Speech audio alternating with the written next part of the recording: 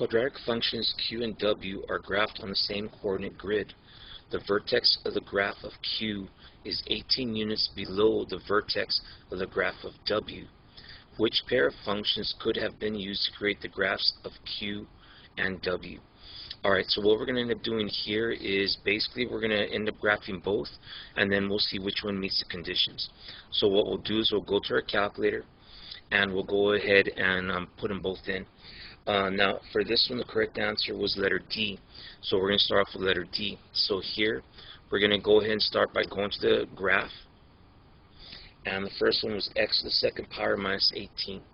So x squared minus 18. Let's double check that. X squared minus 18. We press enter.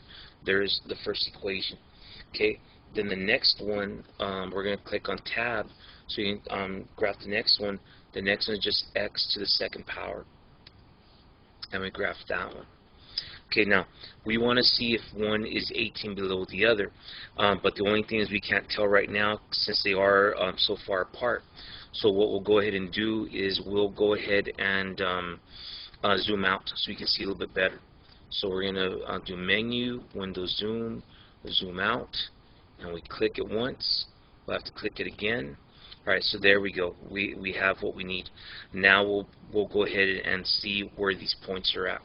Alright, so what we'll do now is I want to figure out what those numbers are. Because if I count right now, they're not 18 because the scale is so much different. So what we'll try to do is we'll try to get we'll see what each point is, what the minimums are for each one.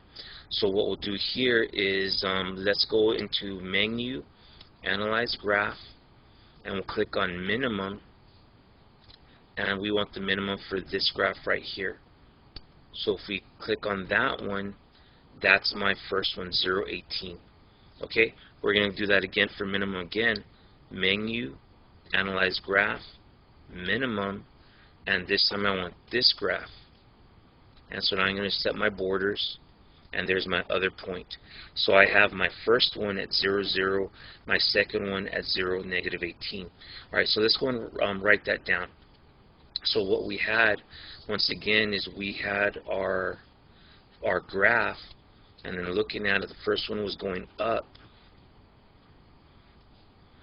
That point was at 0, 0, and that one was our w of x. Okay, and then our second one was lower, and this point was at 0, negative 18, and that was our q of x. Now we're saying the correct answer is D. Now just to make sure it does work out, it says the vertex of graph Q, this one, is 18 below the other. So if this is at 0, 0, this is 0, negative 18, this one is 18 below. So letter D does match the conditions.